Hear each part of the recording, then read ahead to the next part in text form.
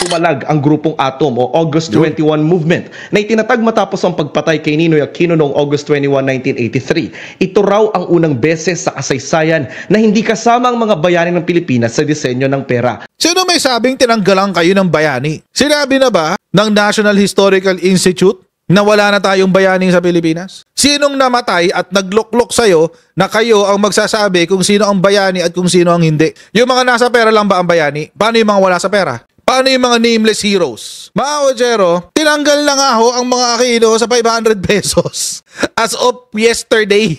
Yung bagong run lang, hindi pa yung luma. So ibig sabihin, yung mga hindi pa dinidemonetize na papel, nandoon pa sila. Oo, yung mga naka-circulate pa, nandoon pa sila. Pero, unti-unti na silang ipe-phase out. Ngayon, mga Kochero, dahil nga dyan sa, dahil dyan sa development na yan, may mga nagwawala. Sino po ang mga nagwawala? Ito, kapakita ko sa inyo. Sino pa ba? O di yung mga, mga Dilawan Pink CPP. Actually, nagiging relevant lang ang Dilawan Pink CPP kapag August 21 at kapag may mga ganitong ganap. Feeling ko sa elections, mag-iingay uli sila. Kasi, kailangan nila Meron silang ilang kandidato? 4 para sa senatorials yata. Or 2. May 2 senatoriable yata sila. Pero eto na nga. Nagalit ang August 21 movement. Ano ba kasi nangyari? Eto panoorin natin itong balita. Pinuna ng isang grupo ang disenyo ng bagong perang polymer na inilabas ng Bangko Sentral kung saan hindi na mga bayani, kundi mga hayop at halaman ng tampok. Ang paliwanag ng BSP sa pagtutok ni Jonathan Andat. Hindi na mga bayani at leader, kundi mga hayop na ang imaheng makikita sa mga bagong perang ilalabas ng Bangko Sentral ng Pilipinas. Sa bagong 500 pesos, wala na ang mag-asawang dating Pangulong Cory at dating Senador Ninoy Aquino at pinalitan na ng Visayan Spotted Deer. Sa 100 piso, hindi na si dating Pangulong Manuel Rojas ang tampok, kundi ang Palawan Peacock Pheasant na. At sa bagong 50 pesos, pinalitan na si dating Pangulong Sergio Osmeña ng Visayan Leopard Cat. Nauna nang inilabas noong 2022 ang 1,000 pisong polymer banknote kung saan wala na ang mga World War II heroes na sina Jose Falianes Escoda, Jose Abad Santos at Vicente Lim at pinalitan ng Philippine Eagle. Pero pumalag ang grupong Atom o August 21 Movement na itinatag matapos ang pagpatay kay Ninoy Aquino noong August 21, 1983. Ito raw ang unang beses sa kasaysayan na hindi kasama ang mga bayani ng Pilipinas sa disenyo ng pera. Mas masahol pa raw ito sa bagong lipunan bills na inilabas noong martial law pero may mukha pa rin ang ating mga bayani at leader. Ouch! Sa loob daw ng higit 2 dekada, sinusubukan daw ng pamilya ng diktador na baguhin ang kasaysayan at burahin sa ating alaala ang mga bayaning lumaban ng matapang para sa ating kalayaan. Tanong ng grupo, nais daw ba natin ang isang bansang walang mga bayani at mas maigi bang sila'y kalimutan na lang? Sinusubukan pa ng GMA Integrated News na makuha ang panig ng Malacanang at ng pamilya Marcos ukol dito. Pero sabi ng Bangko Sentral, sa ngayon, hindi naman aalisin at hindi ihihinto ang paggawa ng mga perang papel na may mukha ng mga bayani at leader.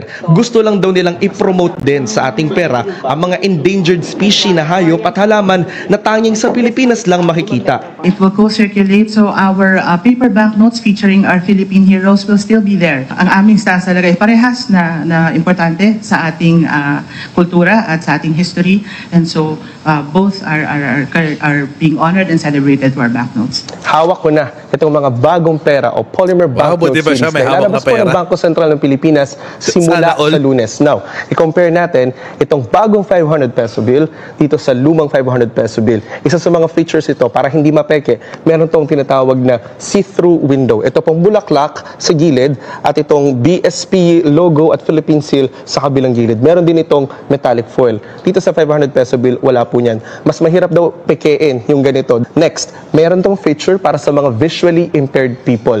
Pag hinawakan po ninyo yung itong taas ng 500 peso bill na bago, meron tong tinatawag na tactile dots. So, depende sa denomination kung ilan dots yung makakapanin nyo sa taas. So, for 500 peso bill, merong 4 dots. For 100 peso bill, merong 3 dots. 50 peso bill, merong 2 dots. At sa 1,000 bill ay merong 5 dots. Magaspang din yung texture ng hayop na fini-feature dito sa bawat denomination bill. Sabi ng Bangko Sentral ng Pilipinas, itong mga bagong pera na gawa sa polymer ay pwedeng matupi, pwedeng malukot, pwedeng mabasa. Pero huwag po ninyong paplansyahin. Aminado ang BSP, kumpara sa perang papel, mas mahal ang gastos sa polymer banknotes na sa Australia pa natin ipinaimprenta. Pero mas matipid naman daw ito kalaunan dahil mas matagal magagamit. Sabi ng BSP, kada 10 taon ang standard ng pagpapalit ng disenyo ng pera, 2010 pa mula nung ilabas ang New Generation Banknote Series. At dahil ito sa gusto natin na we are advanced, mas advanced tayo. So yun ang issue nila. So pinaka-obvious mga kotsero, ayun yung 500 na luma, ito yung 500 na bago. Ang pinaka-obvious, lalo sa atin na hindi pabor sa mga dilawang pink CPP, walang muka ng Ninoy.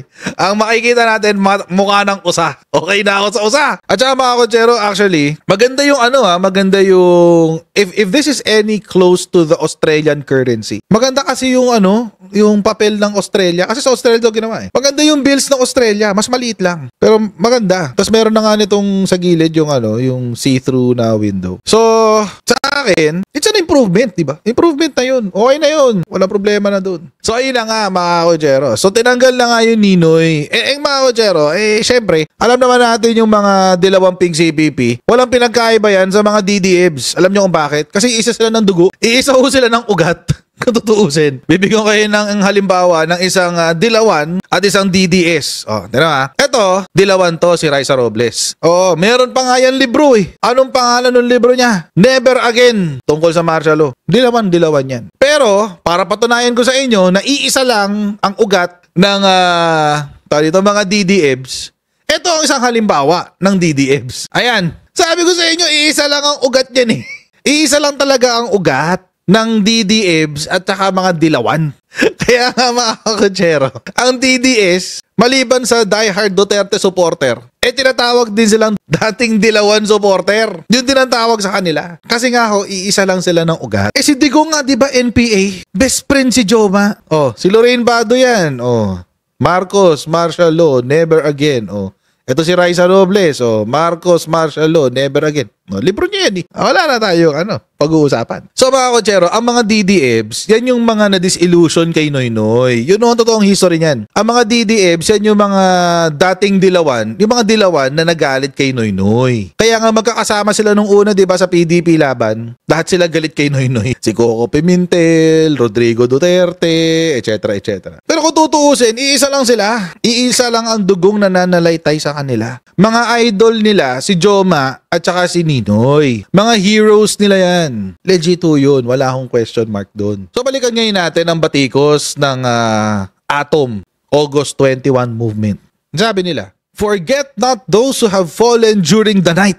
May ganun drama talaga. But now that Bangko Sentral ng Pilipinas released the new bills designed for 2025 that shows the faces of our national heroes being replaced with images of animals, it seems that the government has rejected Rizal's lonely plea and sage advice. For the first time in a long time, for the first time in our history, kasi ba't meron pa in a long time, panggulo lang yun our past heroes and leaders are being removed from our bills. This is even worse than the Bagong Lipunan released during martial law, where our heroes and leaders were retained. Tinalo pa raw yung kay Apolacay. Pero pa silang sinabi dito na nakakatawa rin, in my opinion. Kasi ang hilig nila sa mga melodramatic statements na wala namang sense. Seriously, are we going to forget those who have fallen during the night? Do we really want a country devoid of heroes? Sino may sabing tinanggalan kayo ng bayani? Sinabi na ba ng National Historical Institute